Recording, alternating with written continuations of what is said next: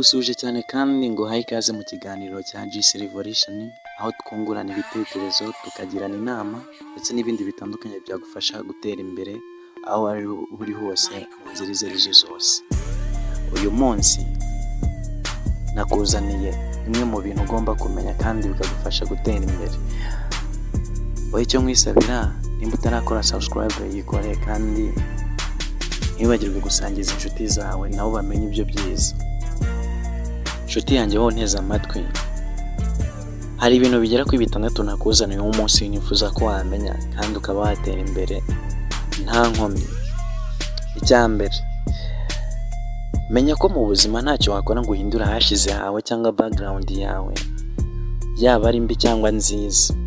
Gusa wayifashije kubera itafari cyangwa se umusingi wo kubaka ejo hazaza hawe hakakubera heza kurusha ejo hashize hawe. Ikindi kintu cya kabiri ugomba kumenya mu buzima, inshuti yanjye, menya ko nta hantu umuntu ashobora guhungira ibibazo, cyane ko ibibazo mu buzima duhura nabyo cyangwa se ushobora kuba urimo ari umusaruro cyangwa se ubugwari wagize mu bikorwa by'ejo hashize.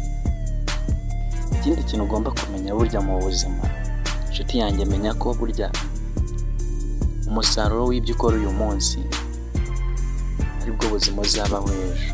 Bishatse kuvuga ngo icyo uzabaho ejo ni umusaruro w'ibikorwa byawe uyu munsi ukora. Niba ushaka kuzabaho neza, tangira ubitegure uyu munsi. Ikindi kintu ugomba kumenya mu buzima, menya ko mu buzima burya ikosa atari ugukosa, ahubwo ikosa ni ukudakosoka.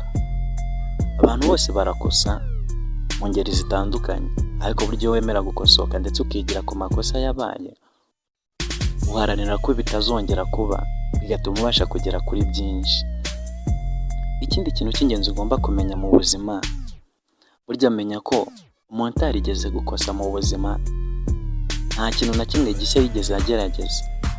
Bityo rero ikosa rimwe ntirikagutere gucika intege.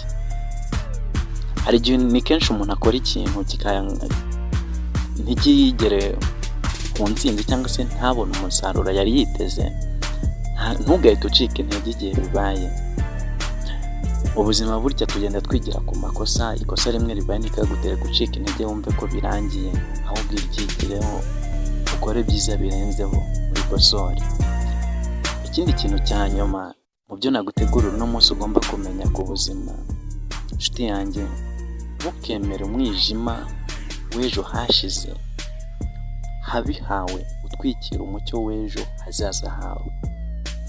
Mu yandi magambo, byashoboka ko mu buzima bw'ejo hashize cyangwa se mu minsi yashize wigeze ubaho nabi, ugira background mbi bitewe n'ubuzima wanyuzemo cyangwa ibibazo wanyuzemo bikagutera intimba. Ntukemere ko iyo ntimba iza gutwikira ubuzima ubayeho uyu munsi cyangwa se uzaba mw'ejo.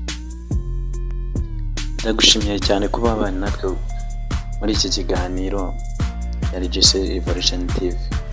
Nawe ubutaha mu biganiro byacu kandi subscribe nimba utarayikora. Ibindi n'ubutaha.